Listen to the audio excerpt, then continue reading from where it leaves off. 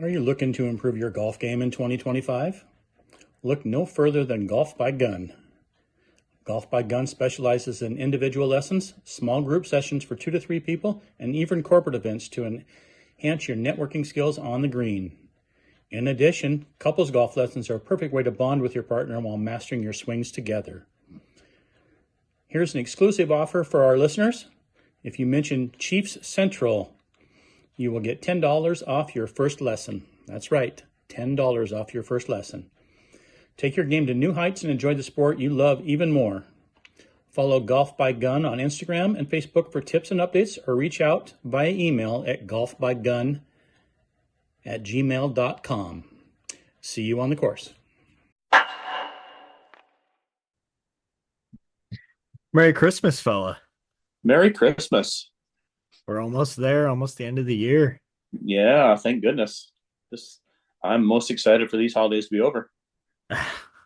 I know. Yeah, you and me both. I got one more crazy day of work, and then hopefully after Christmas, things kind of settle down a little bit. Yeah, how was work today? Not bad. I got done pretty early, so Nice. So can't complain there.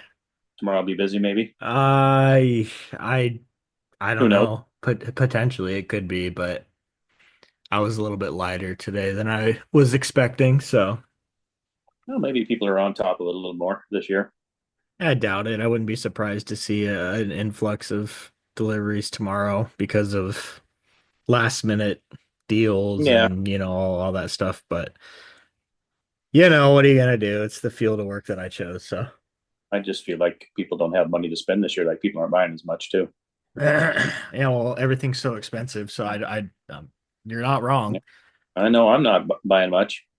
Yeah, I already did all my shopping. I got all my stuff off of Amazon or TikTok Shop or whatever, Yeah, all the cheap stuff. And then yeah, I kind of got lazy with it. I've given a couple of people these FedEx Santa hats as presents, and nice. I can get you one if you'd like I one. would love one. I'll get you one. I gave mom one today. I've given a couple to some people that I deliver to on regular occasions and Oh, nice. stuff like that. So, Yeah, so that's I've kind been of been my go-to. I've been giving away Christmas gifts off and on for about the last month and a half, just things that I've seen on TikTok or Amazon, and then I give them to people. And I gave you and your sister your presents already, so Yeah, yeah. yeah, so that pretty much covers it. I'll take some sticker books to Jenny at some point, and we'll go from there. I got something for you too. So Well, thank you. you have something to open on Christmas. So thankfully that's my I get that day off and then I'm right back to Nice. work the next day. But Well, um I talked to you about my new tradition the other night. Maybe I'll stop by on Christmas and bring you some carne asada that I have made up for you to give to you. sounds fantastic. I Yeah, thought you'd probably I think we're going over to Chloe's parents in the morning and then we're gonna go over to mom's for like a brunch thing and then nice. I think we're going back over to Chloe's parents for dinner. So sometime in like the early afternoon probably would work good. Yeah. Oh, okay. But yeah, so we can chat about that later. I guess we can get into some hockey talk, huh?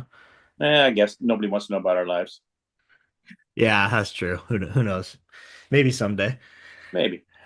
So I was thinking, you brought up the idea to me the other day, dude, maybe like a little bit of a first half of the season recap Yeah. and just kind of go back and go back and revisit like the first 30 some games of the season and get our thoughts and opinions on everything and where these guys can move forward from here. We do have another game to recap too, the last game of the first half that Oh, was yeah. played on Tuesday down in Portland. I was thinking about it today when I was working. I don't necessarily remember all of the like what happened because I mean the game was a week ago. It was the day after we recorded last week, so like I had to go back and like watch the highlights and like refresh and everything too. But um we had that 10 game winning streak come to an end in Spokane against Prince George. And then I felt like, we were pretty flat that game. We discussed that last week, but then Hmm. we were talking about Portland too and how they're rolling. I think they've won 4 in a row after they beat us on Tuesday.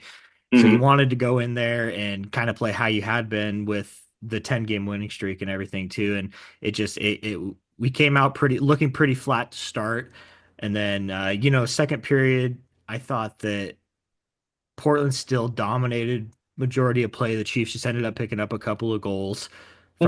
from Shea Van Olman and Rasmus Ekstrom in the second period, and then early in the third period, getting that third goal to take the 3-2 lead, and then I don't know really what happened after that. I mean, there was a goal or two that Cowan probably would have liked to have back that maybe shouldn't have gone in, but other than that, he played a good game, I thought, and he He made did. he scoreboard aside, it was a 6-4 final, but Cowan still made like 42 saves. Yeah. He played great, but it's our effort in front of him hasn't been great the last two games. 2 games. Yeah.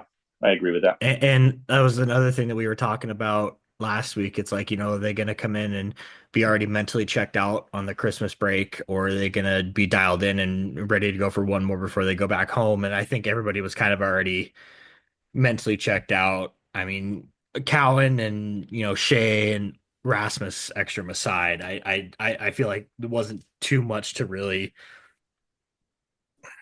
I don't know, go on, thrive about. But No, I agree. I mean, don't want to say they laid an egg, but there was not the effort I kind of was hoping that it'd be after the loss and to finish out the break. To be able to score 4 goals against Portland, I felt like that was a positive sign after the loss on Saturday. But at the same time, and I still was hoping to see a little bit more. yeah, I was too. But, you're not going to have much success if you're only putting up, five shots in one period, Yeah, especially against a team of the caliber of Portland. I mean, we only put up yeah, five shots in the second period. Granted, two of them were goals, but, we only had five shots, and you're not going to score very much if you only got five shots no, in a period. no. Power play was still good. Still went 2 for 4 on the power play. That's a one bright side. Even without Catton, who's off at World Hmm. Juniors right now, you still have a solid power play. Penalty kill was 4 for 6. Rasmus Ekstrom, first career WHL hat trick, though. I thought he He had looked, himself a good game. yeah, he looked good. And he had that one goal that was waved off there. I think it was Yeah, late in the second period or early in the yeah, third period as well. That I was a little bit like, I understand a little bit, but I was a little bit confused about at the time. I thought that maybe that one could have gone either way, but regardless, he ended up picking up the hat trick in the third period anyway. So congrats to him on his first career hat trick. yeah. I know his dad was pretty stoked for him. Was he? So yeah, so that was pretty cool. I think that we were talking a couple of weeks ago about who's going to be the guy to step up with Catton being gone, and Ekstrom's taken a pretty big step up in his game Yes, the he last has. 2 or 3 games. Yeah, I think that's like his fifth goal in the last 3 games or something like yeah. that. He's Like been pretty hot. he's been hot lately, and um, it's good to see from a guy that I don't want to say he's a quiet guy that goes under the radar, but when you have the talent on your team that you have with Catton and Preston and Ulmer and those guys too, it's easy to fly under the radar. And some Hmm. teams are kind of not going to expect you to do the things that you're capable of doing. And he's really taken a huge step up with Catton being Yeah, gone. good point. Yeah, I agree.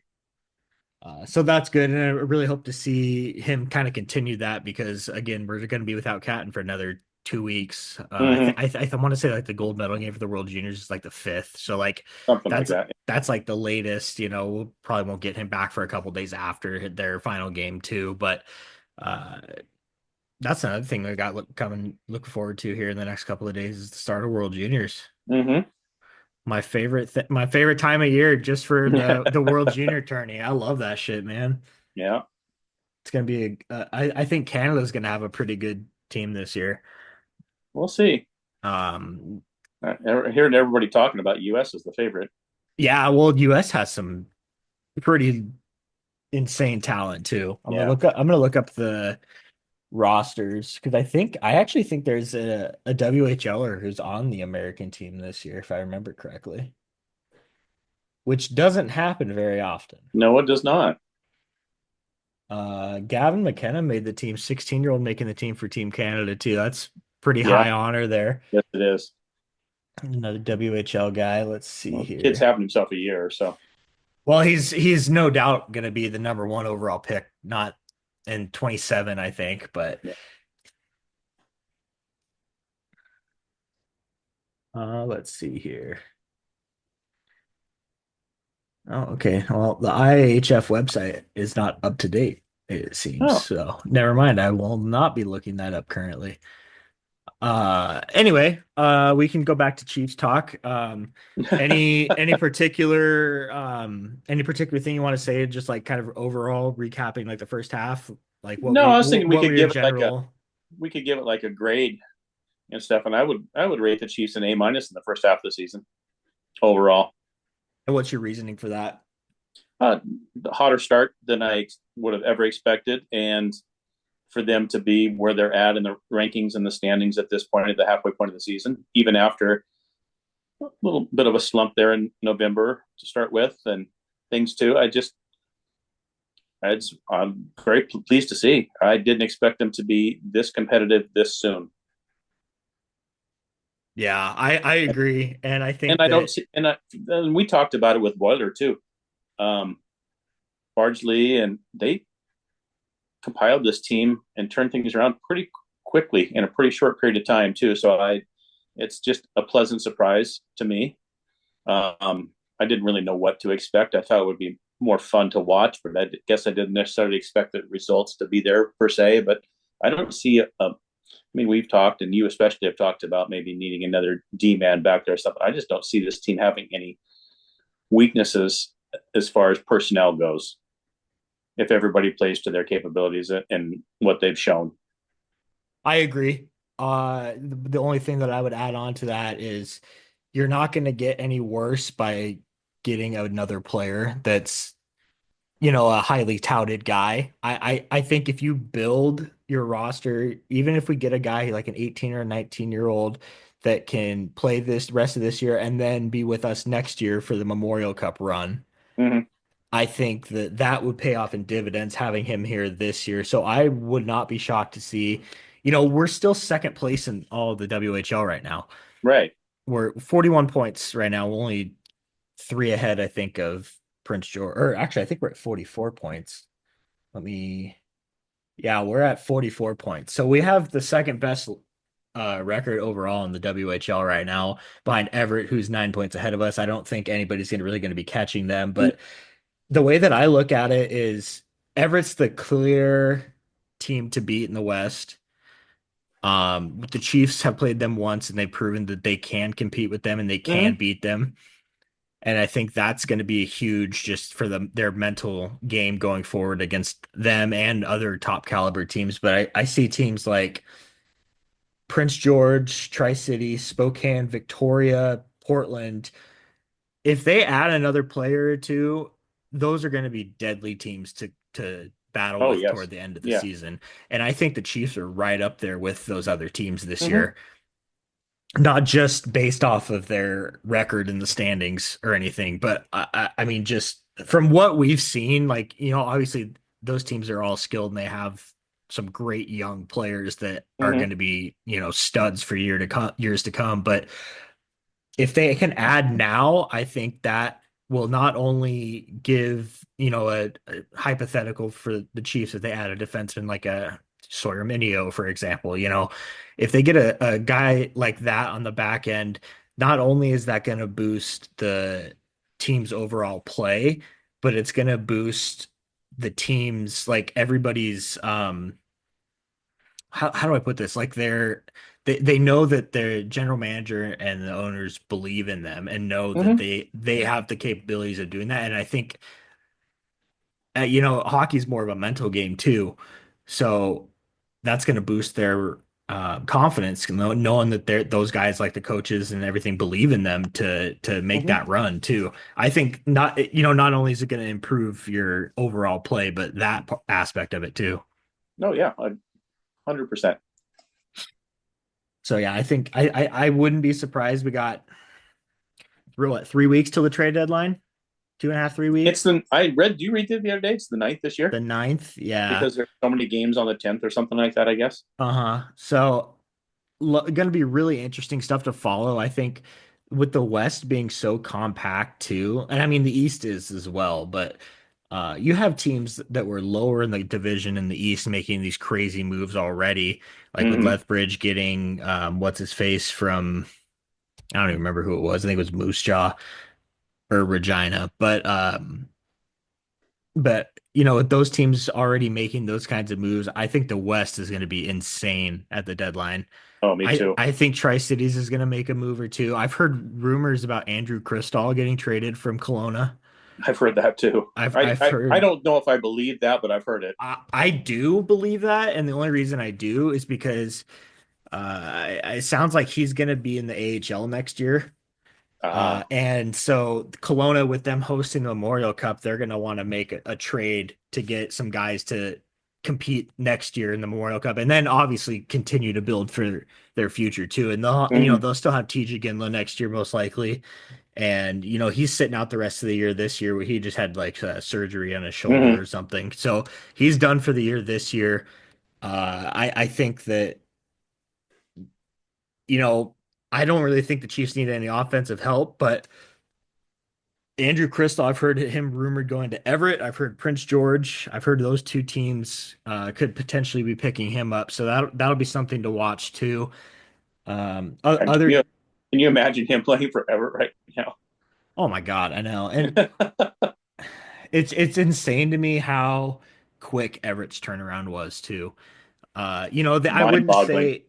I wouldn't say they had like a down year the last couple of years, but No, they but weren't anywhere near the caliber that they were, 5, 6 years ago. no. But they were still in the playoffs and they were still a good team. They still kicked the shit out of us every time we played them. Granted, we were Hmm. terrible too, but they made that trade, that Olin Zellweger trade Hmm. to Kamloops along with Ryan Hofer for like that gigantic haul of first and second and Yeah. third round picks and then a couple of players too. Boy, is it paying off. Well, that's how they ended up with Landon DuPont too. Yeah, I know. So, that's going to be Everett's going to be a scary team to watch the next couple of years too. Yeah. Yeah, new coaching and new general manager and everything too, and they're just coming out 5-2-1 at the halfway point of the Isn't season that is crazy? batshit crazy. Yeah. But that being said, with everybody else in the West is so tight. I mean, teams 2 through 6 are separated by 6 points. That's crazy. So it's going to be a fun race, I think, and I think you're going to see all 5 or 6 of those teams be looking to make moves to improve their team Hmm. going Yeah. forward. So I'm really curious to see what the Chiefs end up doing. I'm curious to see if we have some players in the system that are playing BCHL, AJHL stuff right now. I wouldn't be surprised if the Chiefs try to make a push towards signing one of them to get them to Hmm. come play here, like the other team's been doing. We haven't made any signings for our guys that decided to go play the college route after we drafted them. But Hmm. obviously, with that rule change, then they're eligible to play NCAA even after their WHL junior career. So I wouldn't be surprised to see a couple of those guys maybe hear some rumblings over the Christmas break here, but I know some other teams already have. Portland signed like 3 or 4 of those guys in the last couple of weeks, so Oh, really? yeah, which isn't surprising knowing Mike Johnston. Mike No, Johnston was capable of getting these guys to come over and play out of NCAA even before the rule change. exactly. So I'm not really surprised about that, but at the same time, I So am a own some little plane bit. tickets. Yeah, I'm a little bit surprised the Chiefs haven't, done anything with that yet. Or maybe they've tried and just hasn't worked out. You never know. Yeah. Uh, but yeah, definitely going to be something to watch. But Let me ask you this question about the first half of the season? Did you have Shea Van Olm at the break still leading the league in goals on your bingo card? I did not. I didn't either, even Uh, after a hot start. I mean, he had that hot start where he was like the player of the week, like the second week of the season or Hmm. whatever. And I thought that he obviously was just off to a hot start, obviously fired up to play on a line with Catton and stuff too in his 20-year-old season. But he's just continued Yeah. at a really steady pace the entire season so far, and it's been awesome to see because without Shea Van Olm, we would have lost a handful of the games that we've won too. I mean, Yep. that dude is putting the puck in the back of the net at an insane rate, and coming into the break, he's still fifth in the league overall in scoring too. Yeah. 48 points right now, 27 goals. He's well on pace for 50 plus goals this Hmm. season. So I'm going to be really curious to see if he ends up picking or getting to that milestone, Yeah. Me too. especially playing on a line with Catton. Catton's Hmm. just a magician out there. So Yeah. yeah, I'm really impressed with him this year. I really liked that trade at the deadline last year. I think that was the only trade. Maybe we made another one at the deadline last year too that I'm just not thinking of at the moment. But I was really impressed with that trade, and it's paying off in dividends for us right now. Yes. Oh, big time.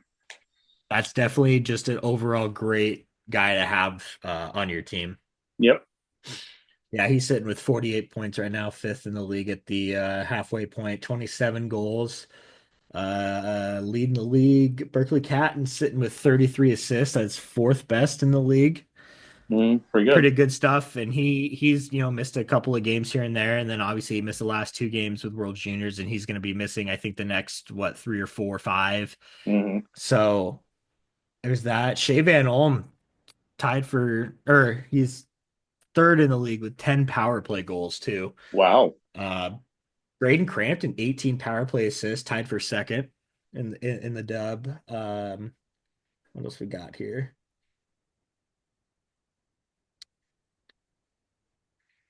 Nothing other crazy. Dawson Cowan leading the league in wins for goaltenders with 17 and tied for first in shutouts with 2 already this season.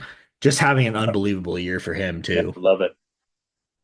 I'm a little bit surprised. I saw the WHL posted like the poll thing on their Instagram I saw today that. or whatever for like who I think I want to say it was the players that actually voted on it that who was going to win the goaltender of the year award at the end of the season or whatever, and Cowan wasn't even on that list. That shocked me a little bit. Interesting.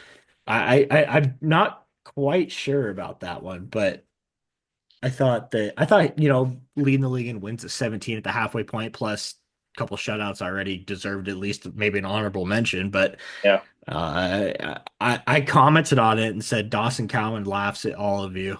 That's literally what I said. It, and I had some guy like some like insider reporter from I think it was Wenatchee or something. He said I agree with you. I think he's the best in the league, and um, yeah, again I'm just a little bit surprised by that, but it is what it is. We know how good he is, and we know that Yeah. he's got the potential to carry us to a playoff run. So. Yeah. Well, we'll just keep it quiet. So is that your biggest surprise of the year so far? Is Shea Van Olm Yes. Oh or well, no. what? Well, just the team in general, but the team in Who general being where who it's at. who has stood out to you the most, like in a surprising way, like somebody you didn't necessarily expect to play at the level that they're playing at compared to last season? There's a number of guys, honestly. I think Sather has been just watching him grow every game has been fun to see. Yeah. Um, I've told you, I feel like I tell you every game that we watch, especially in person. I cannot believe how skilled and how soft Sarkonov's hands are Yeah. for a big guy like that. Too, he blows me away out there on the ice with little chip passes and shots and deeks and dangles and everything. And I did not think a guy that size could have hands like that. Well, I think that at the start of the season, he was a little bit of a puck hog, obviously getting used to the smaller ice surface and, getting used to playing in a different country and everything too. I thought he had the tendency to hold on to the puck a little bit too long and maybe eventually end up turning it over. But I think as the year went on with him, playing fourth line with Poppy and Parr, I think that really kind of helped him grow his chip and chase game a little bit and getting in there and getting physical. And then he's been up on the top line with Ulmer and Catton for the last handful of games too. And I Mm-hmm. think that that's really boosted his confidence. Again, it goes back to the mental thing with like, coaches are believing in him to play that top line role. And I'm sure that that's a huge confidence boost for him mentally too. Mm-hmm. And that obviously is going to make your game better. If you're feeling good, you're going to be playing good. Yeah, So exactly. so yeah, I've been really impressed with him this year too, and I think that him getting named to the World Junior team for Mm-hmm. Kazakhstan is going to really boost him up the rest of the year as well. So I'm hoping that he has a good tournament. Obviously, Kazakhstan's a team that's not going to compete necessarily, but I think that if he still has a good tournament on his own, that can kind of boost his his name out there for like, Hmm. NHL scouts. He's already on the central scouting list for their preliminary rankings for this Hmm. next draft. So I'm looking forward to watching him play in the World Juniors and the rest of the season. He's going to give me a reason to watch Kazakhstan play in the No, World Juniors. exactly. So, but yeah, I've been really thrilled with him. I've been really impressed with Chase Harrington all season. I don't Hmm. think he has had one bad game this year. No, I think we knew he was in there. It's just he's letting it out now. Yeah, I think I don't know what it is. I mean, we saw glimpses of it last season too, but I think now in his 17-year-old year coming in, and he's one of the guys that's ranked on Central Scouting as well. He's got like a B rating, I think, right now, which is like third, fourth, fifth round or something like that. I think that if he continues to play the way that he's playing, he's gonna find himself with an NHL contract in his hands Hmm. sooner rather than later. And I would like to see him put the puck in the back of the net a little bit more because he hustles his ass off every game. He's smart, he's got great hands, and he sees his vision is unbelievable. He sees the ice so well, and I don't know, like I've been really, really impressed with him this year. I've been impressed with, again, you said Rhett Sather. We talk about Owen Shetler all the time. I think he's had Hmm. a career year so far too. Granted, it's his second season in the league, but Hmm. he's taken a gigantic step up. Um, Defense overall, I think, has been a hell of a lot better than it has been. Yeah. Sage has looked great this year. I think Nathan Mays has looked great this year. I think McIsaac's looked pretty good this year. I think Hmm. Crampton's looked better this year too, Hmm. overall. I mean, um, and the young guys say they're now, and they've contributed when they need to contribute, and they're doing their job, and they're just going to get better from getting this experience too. So I think if I had to pick just one player that's impressed me most of all, it would be Harrington. But there's a handful of guys that I can name off the top of my head that have just blown me away. Yeah, Poppy's even improved a ton. Poppy has improved a ton. What I really like about Papanicus this year is that he's a little bit grittier this year than he Hmm. was last year. He's not as timid as he was. Similar thing with Shetler. He's not afraid to get in there and get you know, down in the board battles, and he's not afraid to cross check a guy or slash a guy after the whistle. Or Hmm. I don't know if that's, just playing on a line with Parr kind of picked up on that. It definitely could be, but Could be. he's becoming a little bit of a pest out there. And I think that, yeah, it's cool having a shorter guy with Parr being a little pest like that. But when you have a big guy like Poppy, who's like 6'3", 6'4", who's going to come in after the whistles and be a pest like that, that's a tough thing to play against. Hmm. And I think that that's really going to benefit him in the long run too. That's the kind of stuff that the Chiefs have been lacking in recent years is toughness. And I think if you're seeing, you're seeing toughness out of these guys that you wouldn't necessarily expect to have this kind of toughness, it goes a long way with everybody. Yeah, I So agree. that's what I would say about Poppy is I'm really impressed with that stuff this year. And his reach really impresses me too. Hmm. Obviously he's a long-legged guy, but he's got such a long reach, and he can just reach out there so far away and just hook the puck back in and make a move with it. He's just smart, and I think teams underestimate him a little bit too. I do too. Let's see, what else you got for me? Well, we're talking about. Did you post anything? Did anybody post any Yeah, questions in? I don't think anybody responded to it, but It is the holidays.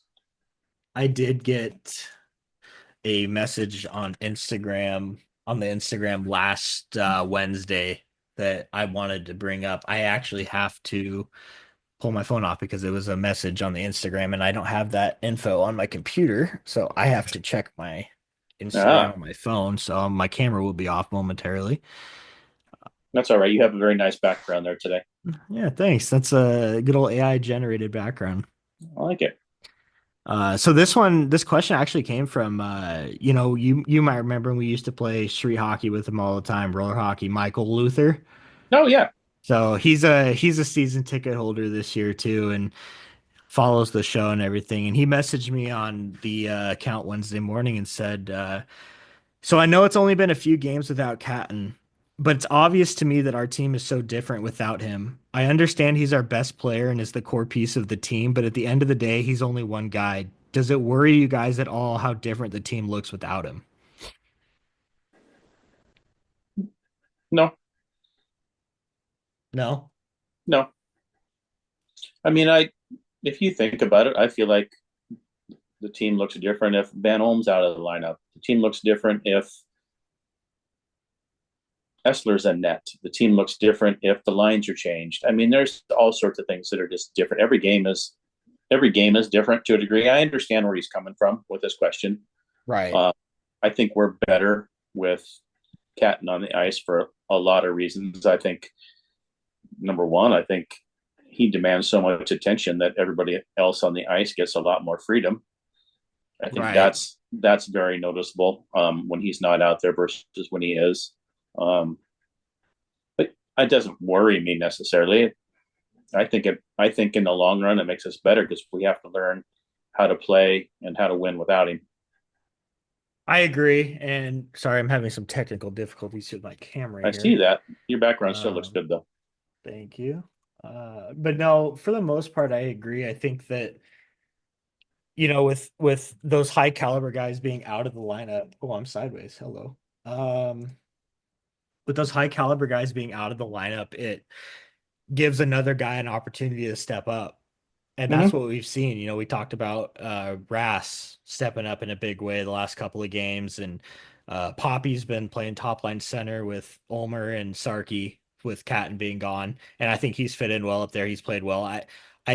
Our power play hasn't suffered at all with Catton being gone. We're still, we still went 2 for 4 against Portland on Tuesday, and I think we had our only goal on Saturday against Prince George was a power play goal late in the game. Mm-hmm.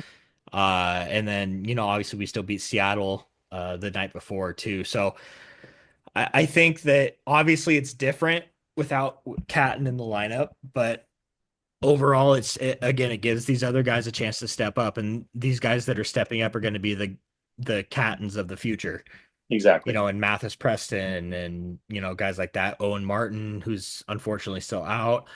But Chase Harrington, I mean, I could name a handful of our players that I think could really kind of fill that space with Catton being gone, and we're gonna have to be without him and Sarkinov for the next Mm-hmm. week and a half, 2 weeks. So, we're gonna have a lot of guys that are going to be playing more minutes than they're used to playing, that they were the start of the season and everything. So, I think that It you just know what. makes them that much better. Yeah, exactly. And once they get their feet wet and playing that role, they're going to be a lot more comfortable, in the next 2, 3 years playing in that Mm-hmm. role too, if they're getting that experience when they're 16, 17, 18. Exactly. So I wouldn't say it concerns me. Like you said, I understand where he's coming from. Obviously, it sucks not having him in the lineup, Mm-hmm. but you got to think about it too with him and Sarkinov going off to play in the World Juniors. That's going to make them both better too. Exactly. They're going to be playing against the best kids in the Of world the best. Yeah. in that age group. So they're going to be competing hard, and I can definitely see Catton coming back after the World Juniors and just going on an absolute tear. Yeah, I hope so. We've seen that year before. Kyler had a kind of Mm-hmm. a rough start to the year after he got drafted. He went to World Juniors, had a good tournament, and came back and dominated the WHL the rest of the Yeah. season. I can definitely see Catton doing something like that. Yeah. Ty Smith is another good example of that. Ty Yeah. Smith, 1920. I mean, he had an unbelievable start to the year, went to World Juniors, had a good tournament as one of their assistant captains, came back and just, was the top D man in the league for the Mm-hmm. rest of the season there. So I don't think it's necessarily anything that we got to worry about. Yeah, I agree.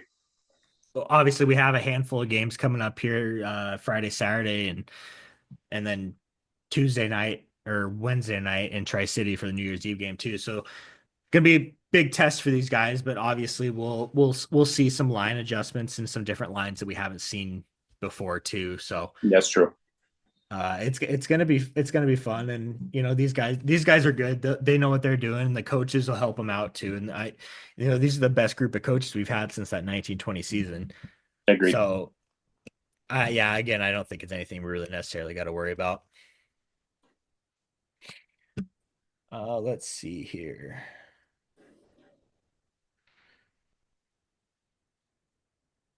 Was there anything else that you wanted to talk about?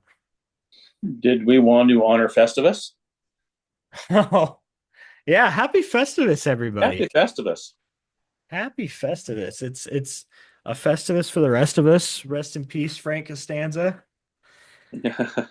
Um, Is it time to air our grievances? I think we might have to air our grievances, and I think, even though the screen isn't cropped correctly, I think you need to throw up that poll as your Do I need background my here. poll? Yeah, I think you got to put the poll up. Let me see if I can get this going again here. All right. I'm gonna pull up the World Junior rosters here, bring up some WHL names that we can throw out there too. There's a Festivus poll in the background there. Awesome. Love to see it. All right. So we got a lot of problems with you people. Now you're going to hear about it. So, grievances. What do we have? Hockey related, facility related. What do we got? Yes and yes. Let's My hear first it. grievance, I've had it with not fresh popcorn at the arena, and the fact that it's stored in boxes for God knows how long before a game starts, and it's cold and stale when you get it. I want my popcorn hot. I want it fresh, and I want it put into a container of some sort after it's been popped, not sometime before puck drop. Why? Popcorn doesn't cost very much money, No, it doesn't. and And like paying for it at the arena, and then it does, and it's flat out shitty. no, it is. It really is. I mean, how many times do you, in years past, you go around, walking around the concourse to the intermission, and you could smell that freshly popped Yes, popcorn? It makes you want it. yes, and it So makes when you it's want to buy already something to drink too. exactly when it's already in the boxes, pre-made from hours prior, you don't Yes, smell it. no, When they have the games where they're not popping it, there's nobody in line. boy, isn't that the truth? Like the lines are dead when they don't do that. I see a lot of other people complaining about that shit too. And so it's not, I know it's not just us.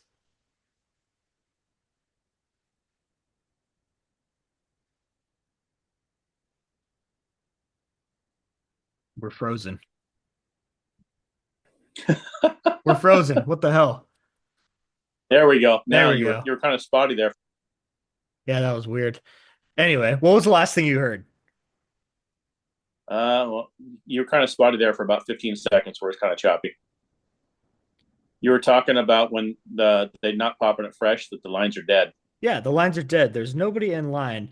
But then you have the big games, or even on like the school into the school nights when they had like the family feast thing. Mm-hmm. That popcorn line behind the no light stand is empty because they had pre-made popcorn already in boxes from earlier in the day. Nobody wants that shit. No, I when see that pop, everybody complaining about it online too, so I know it's not just us. no, when that popcorn machine light is off and it's not even being turned on during the game, I'm not going to buy popcorn. No, that's terrible. And not only that, but you're still continuously raising the prices every year of it too. It's like what, up to 7.50 or $8 now? The quality goes down and the prices go up. Yeah, that's ridiculous. Yeah, if I'm paying a price increase of some sort, the quality better be there. The best food item in the Spokane arena that's worth its price are those breadsticks from the pizza Yeah, factory. it's a Those bargain. are those are great. And they're filling because it's all bread, so of course it's gonna be filling, but it's like 6.50. Yeah, And it's a good deal. They give you a couple dipping sauces and everything too. yes, Take notes. Every other stand in the arena, take notes from yes, that place because they yeah, know what they're doing. Like I found that area is the fastest concession line too. they are. I will say that since we got the soda fountains where you fill the soda yourselves, it's gotten a lot Mm-hmm. quicker, that stuff. The Chiefs need, or I don't know if they necessarily can because it's a public owned facility as opposed to a Vista Stadium, but a Vista Stadium for Indians games during the baseball season have their you can order online, like a mobile Yeah, order, and you can go pick it up at like a checkout area, yeah, pay for it all on your phone, order it all on your phone, and then you go and pick it up and it's yours. It takes 5 minutes max to make your food, right? yep. Why can't the arena or the Chiefs implement something like that? Good question. Because I think that they could really benefit from that too. You Mhm, look I agree. at you look at how many times over the years that you see people in line for beer or popcorn or hot dogs or whatever. Families or parents bring their kids to games or whatever, and the kids want popcorn or ice cream or whatever. They miss half the freaking period because they're Hmm. stuck in line because they have zombies working behind the counter. There you go. So that's my little tirade on that. All right. Um, I'm glad we could air that grievance. that's something that we've been complaining about for quite a while. So it feels good to finally get that out. I feel like a weight's been lifted. Yeah, I think that I deliver to the arena on my normal route too. So maybe I'll have to give them a piece of my mind when I go in there, I think you should. huh? Any other grievances that you would like to air here? That's my major one that I have. Feel like you have one that we could probably touch on, though. Well, I was thinking about it, but I can't necessarily think of any specific examples other than one game. But in your opinion, before I air my grievance, in your opinion, how do you think, compared to last couple of seasons, how's the officiating been? I think it's been very similar. I feel like we don't have as many, for lack of a better term, hotshot referees as we used to have. It kind of ran the show, although there are a couple of them, though, this year where when you get that person, no names to be mentioned, Campbell, working with a lesser name and stuff too. 9 out of 10 calls are being made by that one person. I'm sure that that's just a natural flow of things too. I don't know. I'm not an official. I've never been an official. I don't know how that all necessarily works, but um, I feel like it's been pretty good. It's as inconsistent or consistent as it always is. I think they see things we don't see. I think we see things sitting where we do that they don't see. Um, my big thing that I've had for a couple of years now too is the lack of consistency when it comes to from game to game. Not within the same game, but from game to game. Some games they'll take both guys no matter what, and some games they'll just take one guy, and I don't understand that.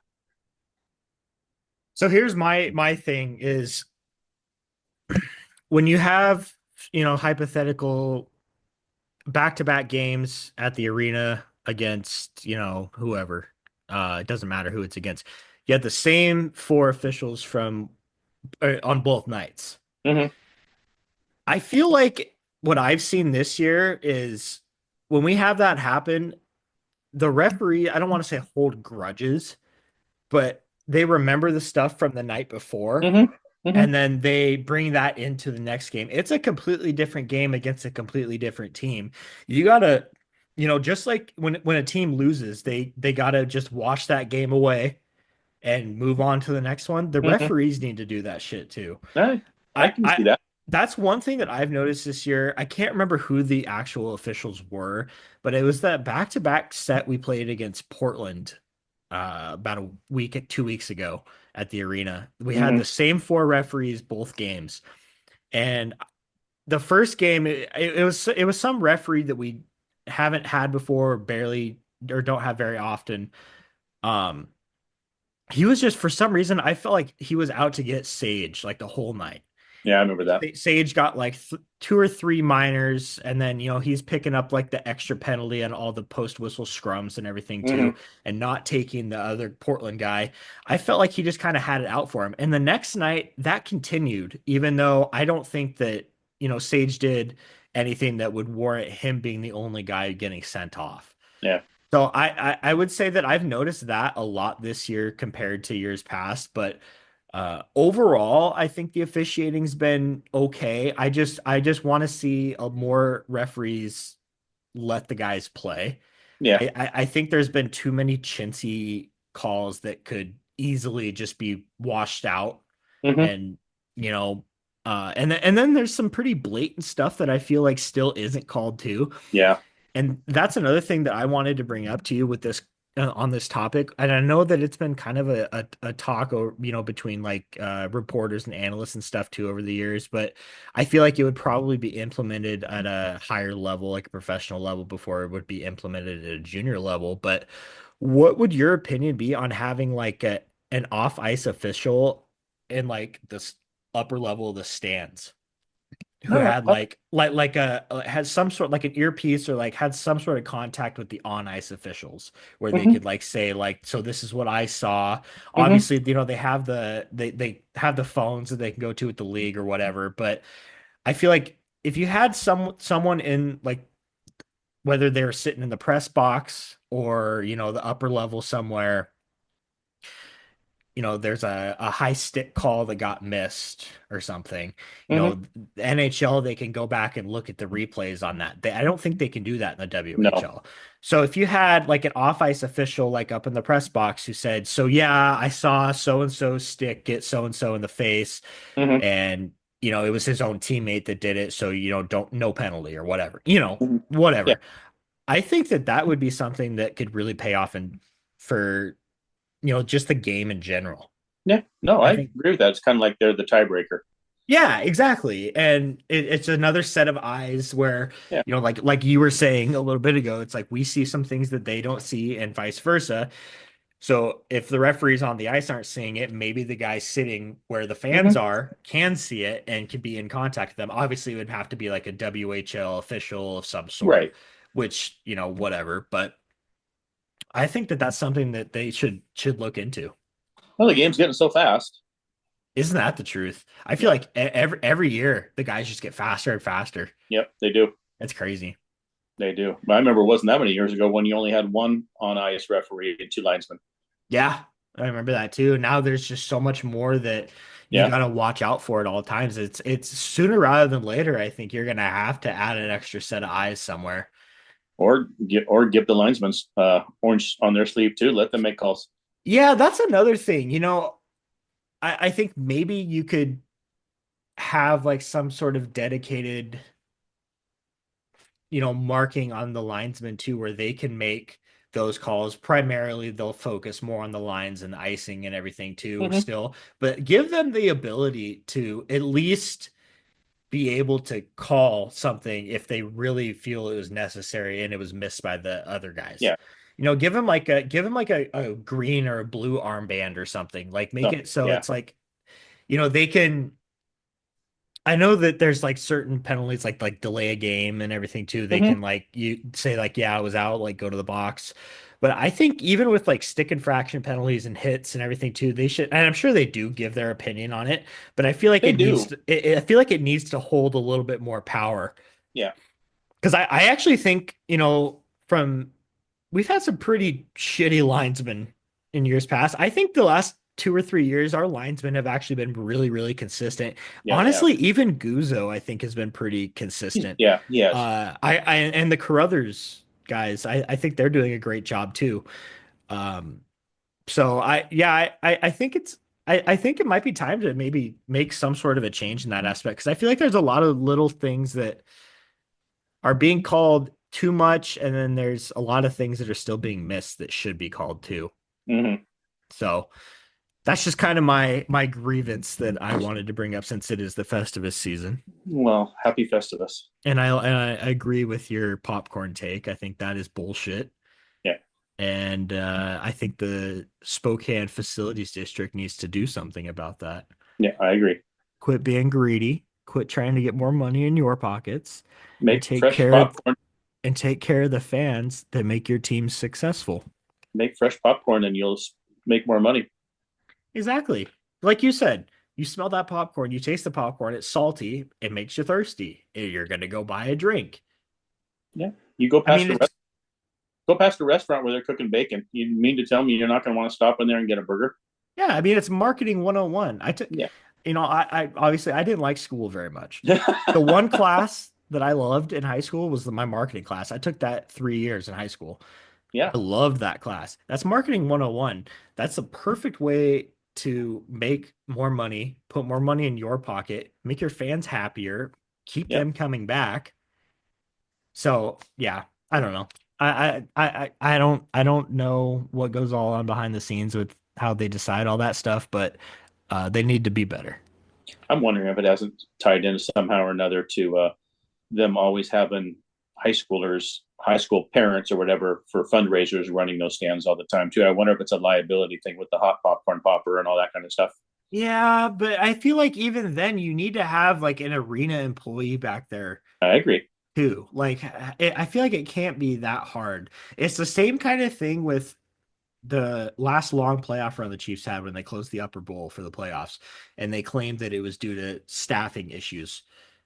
You know, there's no way that you couldn't find. I mean, you could find people now that are up there that fill the section leader areas for all the Mm-hmm. upper level sections on Saturday games. Don't that was a complete BS in my opinion. Yeah, it was. They didn't. But They didn't want to tell us the real reason, but whatever. no, and we'll never know the real reason. But I think that it's a I don't know what it is. I have no idea, but that just grinds my gears thinking about that upper level thing. Yeah. John Luckily, they were Gibson just hard. took a stick to the Luckily, face. we made enough noise in our couple of sections up there that they kept them up for us. Yeah, it's nice. Well, we have a handful of season ticket holders in our first couple of rows, so Yeah. I think that they just weren't willing to argue with that. So, Yeah. and I'd like to think we had a little something to do with that. I delivered the Chiefs packages too, so I just won't deliver them if they close our There you bowl. go. No, I'm just kidding. I need my job. Please don't fire me. No, just leave them outside in the snow if we ever get any. Exactly. All right. Overall thoughts. First half. What's going to happen next half? Hopefully, more of the same. Yeah. Yeah, I hope so. I'm very pleased with what I've seen so far. I'd like to see keep going. I'd like to see us add. I'd like to see us add a defenseman. I wouldn't hate to see us add just like a depth third, fourth line guy, maybe. I still feel like having Matthew Edwards sitting in the stands every game is a waste. Yep. I think that he either needs to be traded or put him in the lineup. Yep. Pick up a Michael King type player, Mm-hmm. a gritty, go to the net hard player like a Ben Bonnie. There you go. Get a player like that. I don't think that would hurt. And put together a trade package to get a solid defenseman and kind of just bolster our back end a little bit more than it already is. And I think that we have potential to make some noise come March and Yeah, April. me too. So I'd love to see the boys continue where they kind of left off the last month or so. I feel like overall they've just been on an absolute tear, and it's been really fun to watch. And I want to continue to watch good Chiefs hockey. There you go. We put up with too many years in a row of shitty coaches and shitty teams. There you go. All right, you're still airing some grievances. Okay. Tis the season. Just the season. Tis the season. I got some problems with you people. I need to go watch that episode now. Yes, you do. All right. Any other thoughts? No, just want to wish you and everybody a Merry Christmas. Merry Christmas to you and everybody Happy holiday. else. And we'll see what happens next couple weeks. All right. Sounds good. We'll pick back up next week and All right, go Chiefs, go. see what we got. Go Chiefs, go.